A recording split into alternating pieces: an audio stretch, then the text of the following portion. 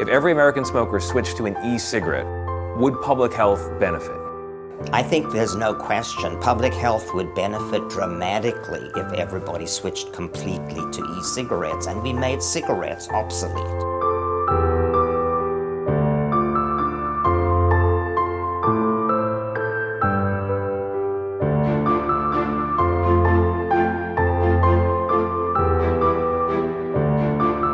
A lot of people think vaping is wonderful, it's great. It's really not wonderful.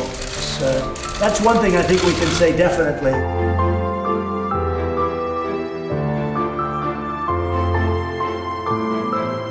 Our country is facing a serious public health epidemic, the uncontrolled and rising use of e-cigarettes. The spread of e-cigarettes is a public health crisis. A 19-year-old young man was placed into a medically induced coma for a severe lung illness related to nicotine-based vaping addiction. We're seeing kids showing up with these severe respiratory illnesses. This is particularly now a dangerous time to be vaping because we don't know what's causing this severe lung injury. There may be people out there who would like for this to be a THC-only problem so that they can go back to vaping nicotine e-cigarettes. But we know that there is a action causing this problem, and that is the predatory marketing by this industry to our children, intentionally trying to addict them to various products and using flavoring to do so. So I'm using my executive authority as governor to order the Department of Health and Human Services to ban e-cigarettes, the flavored e-cigarettes, to restrict advertising and the misleading advertising that they're engaged in, that it's healthy or that it's a good alternative. We should just ban it. I don't understand why the default position right now should be to allow it continue in any shape or form. Now, the industry has been swift to rail against efforts to restrict the products, claiming they assist adult smokers in quitting traditional cigarettes. That evidence, however, is far from conclusive. That e-cigarettes might actually be used as a cessation device. I think the science will tell us that that is actually not the case. You're going to hear today people saying, "Mom stopped smoking on e-cigarettes." All the evidence shows that it is unlikely that mom quit smoking. There's been numerous scientific studies that have tried to elucidate whether or not vaping has any net public health benefit. They believe that there is more population level harm than benefit with e-cigarettes. There is limited evidence that e-cigarettes are effective for helping smokers quit. There are other proven safe and effective methods for quitting smoking. This is a problem exacerbated by e-cigarette companies that make what appear to be unfounded and illegal claims that their products are safer and healthier than combustible cigarettes. Make no mistake, nicotine in any form is a deadly substance. We don't even know what chemicals and toxins are being inhaled when vaping. Ingredients that will destroy your lungs. And the Federal Food and Drug Administration does not know and review the contents of these liquids. All e-cigarettes include solvents like propylene glycol and vegetable glycerin. While they are considered safe in food, a recent Baylor study found those solvents, when inhaled, reduce the lungs' ability to fight infection, increase the chances of getting the flu, and of dying from it.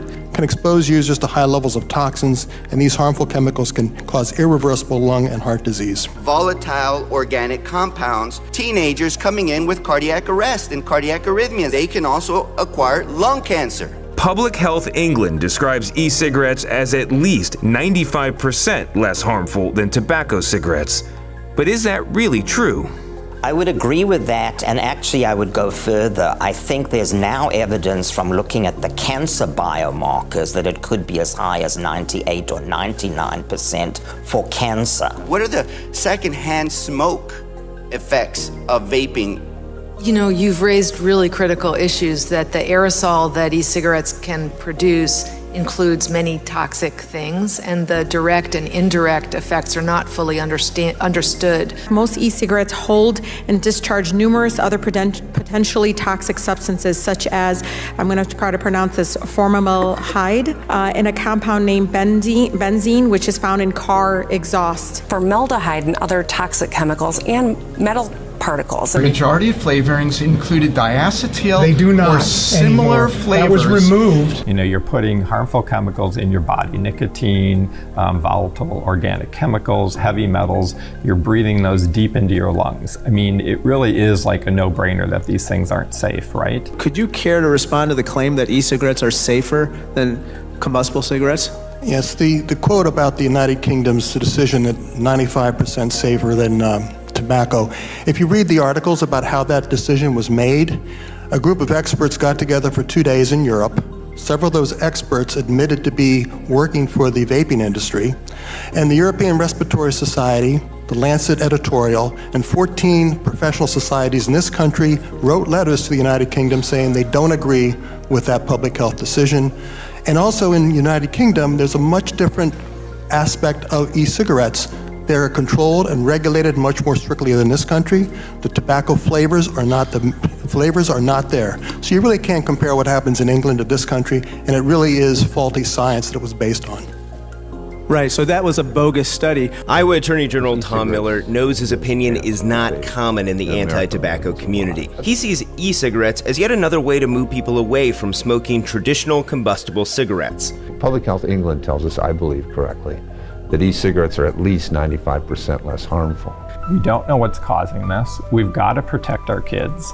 And we know that flavors get them in the market. E-cigarette use increases the risk of youth turning to conventional cigarettes. And we know that the use of nicotine can lead to other drugs. Sometimes these vaping devices look like candy. They really do. They are marketing bubblegum flavored, Fruit Loop flavors. They've got one that looks like Mott's applesauce, implying that it's a healthy alternative to, I suppose, smoking. And we know that those who consume e-cigarettes are orders of magnitude more likely to turn to traditional cigarettes. Those that vape have a 4 times likelihood of, if they quit vaping or if they continue to vape, in 18 months they will pick up a cigarette. But for every 1 adult smoker that is being helped, 81 kids will be introduced to nicotine through e-cigarettes and graduate to cigarette addiction as an adult. And that's an impossible statistic. There are 11 million vapors. There are 11 million vapors. And is there a statistical analysis that found that for one smoker that successfully quits thanks to e-cigarettes, 81 young e-cigarette users will become traditional cigarette smokers? Are you familiar with that? I don't have that statistic, but what I can say is that e-cigarette use is much more frequent among young people, youth, than it is among adults. 47.7% of those youth and young adult smokers start smoking tobacco. It is a gateway, and youth are far more likely to begin smoking and remain addicted forever. It seems to me that it is a new way that the tobacco industry has found to bypass restrictions that were imposed many years ago. And the evidence is very strong that e-cigarette use leads more typically to continued smoking than other cessation. Look, when you addict a 12-year-old kid to nicotine, you're just wrong. Cigarettes. There is We no don't allow excuse. anyone in our stores There is under the no age of excuse 18, in this and they'll be state 21 to January. addict a 12-year-old child. This is to ridiculous. nicotine. And You we're guys gonna stop are that today. absolutely doing a disservice to adult smokers and stop. You need to go. We know that kids get into this market in part because of the flavors. They're making them very attractive in terms of the products and, making them very colorful, the devices that we use. The industry knows what it is doing. They are recruiting and developing a new generation of smokers, because otherwise, why would you have e-liquids that are fruit, bubblegum, or even cotton candy flavors? Are there ways that they can still use e-cigarettes without the flavor, with only the tobacco flavor? Is there any evidence to suggest that it would diminish their ability to reduce their addiction to cigarettes? We don't think that flavors are the critical factor in e-cigarettes for adults who are trying to get off of smoking cigarettes. We think the nicotine level is the principal issue there. Flavored specifically because that targets youth. I mean, something that's bubblegum, a 50-year-old person is probably not going to say, yep, that's what I want. That's not something that's really the pathway for adults. Even if e-cigarettes were useful for cessation, have you seen any evidence that adults who want to use them for that purpose would refuse to use tobacco-flavored e-cigarettes? No. May I address the truth? No. Well, the truth to you is very different for the majority of people in this room who do believe that children are being targeted by vaping. The truth for me is I quit smoking with e-cigarettes, and so did 8 million other people. Ma'am. You're still smoking. I'm not smoking.